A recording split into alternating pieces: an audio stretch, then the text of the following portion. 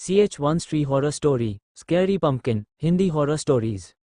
मुझे अंदर आने दो, बाहर खड़ा ना हुआ जा रहा कब से आपका नाम पुकार रही हूँ, आप दरवाज़ा ही ना खोलते। दो घड़ी बैठ लेने दो अपने संगीत पास। इस कहानी की लेखिका है सोनिया सैनी। 70 के दशक की बात है। उस दशक में गर्मी के मौसम में अक्सर ही घर के मर्द आंगन में बिस्तर लगाया करते थे, लेकिन जैसे ही मौसम करवट लेता, आंगन और छत दिन ढलते ही सुन पड़ जाते। नवंबर का पहला सप्ताह था। हल्की गुलाबी ठंड ने दस्तक दे दी थी। मोहन जिद पर अड़ा था कि वो अभी भी अपना बिस्तर बाहर आंगन में ही लगाएगा। बेटे के दिल की बात वसुंधरा खूब समझती थी, जानती थी। रातों को मोहन आज भी पत्नी की याद में आंसू बहाता है। रुक्मिणी की याद उसके दिल पर ऐसे बादल बनकर छाई थी कि उसकी मौत के बाद मोहन ने एक बार भी उसके कमरे में पांव नहीं रखा था। कमरे में पत्नी की याद उसे बेचैन न करे, इसीलिए वह हर रोज आंगन में ही बिस्तर लगाता था। रात्रि का तीसरा पहर रहा होगा। कुंडापुर गांव में अपने दालान में चारपाई बिछाए मोहन गहरी नींद के आगोश में समाया हुआ था। मोहन इतनी गहरी नींद में था कि उसे आसपास होने वाली कोई भी हलचल सुनाई नहीं दे रही थी। नींद में उसे अचानक एहसास हुआ कि जैसे किसी ने उसका नाम लेकर उसे पुकारा है। एकाएक ही उसकी नींद टूटती है और वो घबराकर उठकर बैठ जाता है। मोहन को बाहर आंगन का दरवाजा पीटने की लगातार आवाज सुनाई दे रही थी। इतनी रात को कौन आ गया जो ऐसे दरवाजा पीट रहा है? अरे माँ की तो बड़ी कच्ची नींद है, जरा सी आहट होने पर उठकर बैठ जाती है। आज इतना शोर होने पर भी माँ दिखाई क्यों नहीं दे रही? मोहन हैरान परेशान होते हुए दरवाजे की ओर कदम बढ़ाता है। तभी उसे पीछे से किसी की आवाज सुनाई देती है। कहाँ जा रहा है इतनी रात को? मोहन ने पीछे मुड़ के देखा तो पाया उसकी माँ वसुंधरा ठीक उसके पीछे खड़ी हुई थी। कब से कोई दरवाजा पीट रहा है? मेरा नाम लेकर भी पुकारा, कई बार दरवाजा खोलने जा रहा हूँ। मेरी तो आज बड़ी गहरी नींद लगी थी, आपको भी आवाज नहीं आई थी क्या? कैसी बात कर रहा है छोरा? कौन इतनी रात को दरवाजा पीटेगा? अरे तुझे वहम हुआ है, मुझे तो दरवाजा पीटने की कोई आवाज नहीं आ रही। सो जा चुप करके। ऐसे आधी रात में बिना सोचे समझे दरवाजा नहीं खोलते। अरे नहीं माँ, मैं कोई झूठ थोड़ी ना बोल रहा हूँ, मुझे कोई वहम ना हुआ, सच में अभी कोई दरवाजा पीट रहा था। अरे कुछ सपना देख लिया होगा, चल अब सो जा। अच्छा वैसे इतनी रात को तुम यहाँ? मैं भी बाथरूम जाने को उठी थी, तभी देखा तू उठकर दरवाजा खोलने जा रहा है तो तुझे टोक दिया। माँ के कहने पर मोहन चुपचाप जाकर अपनी चारपाई पर लेट जाता है, लेकिन अब जैसे नींद उसकी आंखों से कोसों दूर दर चली गई थी। वो अभी भी असमंजस में था कि उसने जो महसूस किया वह उसका वहम कैसे हो सकता है। जो आवाज उसने सुनी वो झूठ नहीं हो सकती थी। मोहन चारपाई पर लेटा करवट बदल रहा था। तकरीबन रात के 2 बज गए थे और मोहन एक बार फिर गहरी नींद में चला गया था। अचानक ही उसे किसी के कुएं से पानी खींचने की आवाज सुनाई देने लगी। मोहन ने अपनी कलाई पर बंधी घड़ी की ओर नजर घुमाई। अभी रात के 2:30 बजे थे। चाहे जो मजबूरी हो, गांव में 4 बजे से पहले औरतें कुएं में पानी नहीं खींचती। फिर ऐसी आधी रात को कुएं पर कौन हो सकता है? एक बार फिर मोहन अपनी चारपाई से उठ खड़ा हुआ और धीमे कदमों से आंगन के दरवाजे के पास पहुंचा। कौन है बाहर? मोहन के इतना कहते ही कुएं से रस्सी खींचने की आवाज बंद हो जाती है और उसे किसी औरत के सी सकने की आवाज सुनाई देने लगती है। मुझे अंदर आने दो, बाहर खड़ा ना हुआ जा रहा, कब से आपका नाम पुकार रही हूं, आप दरवाजा ही ना खोलते। 2 घड़ी बैठ लेने दो अपने पास। किसी औरत की करुणा से भरी आवाज सुनकर मोहन दरवाजा खोल देता है। देखता है कि सामने लाल घूंघट ओढ़े एक स्त्री खड़ी हुई है। मोहन उसे लाकर अपनी चारपाई पर बैठा है। आप भी मुझे पहचानने में गलती कर गई जी, इतनी जल्दी भूल गए क्या मुझे? मैंने आपको कितना पुकारा लेकिन आप सुनते ही नहीं। रुक्मिणी तू है क्या? घूंघट हटा दिखा मुझे, ये तू ही है ना? मैं तेरी आवाज पहचानने में धोखा नहीं कर सकता। नहीं ऐसे नहीं दिखा सकती, आपको थोड़ा इंतजार करना होगा। अच्छा एक बात बताओ, मेरी याद आती है या नहीं? तेरे बिना तो ये घर घर ही नहीं लगता रे। तू क्यों चली गई मुझे छोड़कर? तब मैं ना मानती, जो मुझे याद करते तो अकेले कैसे रह लेते? बोलो, साबित करोगे अपना प्रेम? हाँ हाँ बता, क्या करना होगा? अमावस्या की रात मैं आऊंगी तुम्हें लेने। अगर प्यार करते हो तो मेरे साथ चलना होगा। बोलो चलोगे ना? अभी मेरा जाने का समय हो गया है, मुझे चलना होगा। नहीं मुझे छोड़कर मत जाओ, मैं तुम्हारे बिना नहीं रह सकता। मेरे पास बैठो ना कुछ देर।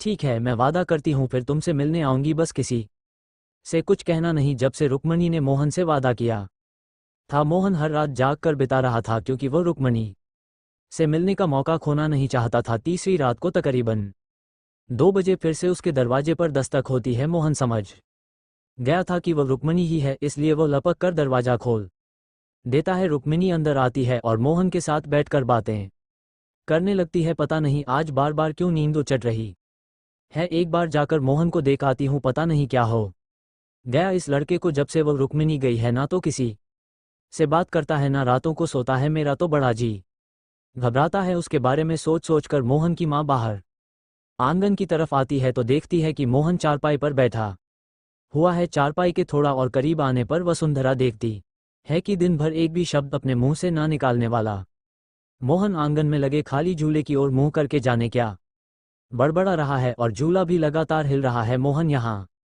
अकेले में बैठा क्या बड़बड़ा रहा है? बेटा चल अंदर चल, ठंड बढ़ रही है यहाँ, तबीयत खराब हो जाएगी। माँ मैं अकेले नहीं था, वो रुक्मिणी है ना यहाँ, उसके साथ बातें करते रात बड़े आराम से कट जाती है। क्या रुक्मिणी कहाँ है? रुक्मिणी वसुंधरा के इतना कहते ही हिलता हुआ झूला अचानक से रोक जाता है। लो चली गई, उसे तुम्हारा यहाँ आना अच्छा नहीं लगा? तुम्हें गुस्से से देख रही थी बेटे के मुंह से ऐसी बातें सुनने के बाद वसुंधरा के पैरों तले से जैसे जमीन खिसक गई थी। किसी तरह अपने आप को संभालते वह अंदर गई और जाकर अपने पति को जगाने लगी। अरे मोहन के बापू, अरे उठो, मैं कहती थी छोरे को अकेले बाहर आंगन में मत सोने दो, लेकिन आप लोगों ने मेरी एक बात पर भी गौर ना किया। अरे कुछ पता भी है क्या चल रहा है आपके छोरे के साथ? अरे भाग्यवान, क्या हो गया? क्यों आधी रात को शोर मचा रही हो? वसुंधरा कुछ भी कह पाती इससे पहले ही उसे चक्कर आ जाते हैं और वो बेहोश होकर जमीन पर गिर पड़ती है। अगले दिन सुबह वसुंधरा को तेज बुखार ने जकड़ लिया था। उसकी हालत इतनी खराब थी कि मुंह से शब्द भी नहीं फूट रहे थे। किसी तरह शाम होते होते बुखार कम हुआ तो उसने मोहन को अपने पास बुलवाया। मोहन, आज के बाद तू बाहर आंगन में नहीं सोएगा, और मैंने पहले भी कहा है तू हनुमान चालीसा का पाठ किया कर बेटा। तू सच सच बता छोरा, क्या सच में तुझे वो रुक्मिणी दिखाई देती है? मां, जीते जी तूने उसे चैन से रहने ना दिया, अब मरने के बाद तो उसे चैन लेने दे। और मैं बता रहा हूं, अगर मेरे और रुक्मिणी के बीच में आप लोग आए ना तो अच्छा ना होगा। वैसे भी बस एक हफ्ते की बात है, उसके बाद मैं यहाँ नहीं रहने वाला। क्यों, कहाँ जा रहा है तू? बावला तो नहीं हो गया है? जा रहा हूं अपनी रुक्मिणी के साथ। वैसे भी मेरा मन नहीं लगता अब इस घर में, जहां वो रहेगी मैं भी वहीं रहूंगा। होश में आज होरा लुगाई के गम में बावला हो गया है। क्या कुछ होश है तुझे? क्या कह रहा है? अरे मर चुकी है रुक्मिणी और मरे हुए के साथ मरा नहीं जाता। अब वो तेरी लुगाई नहीं, एक प्रेत है। खबरदार जो मेरी रुक्मिणी के लिए कुछ कहा तो अचानक ही मोहन की आंखें सफ़ेद हुई और उसका चेहरा बदला बदला सा लगने लगा। रीसी आवाज में उसने कहा, जब यह मेरे साथ जाना चाहता है तो तू बीच में क्यों आ रहा है? दूर रह वरना पछताएगा। मोहन का ये रूप देखकर घर में सभी सदमे में आ गए थे। उसके बाद किसी की भी मोहन से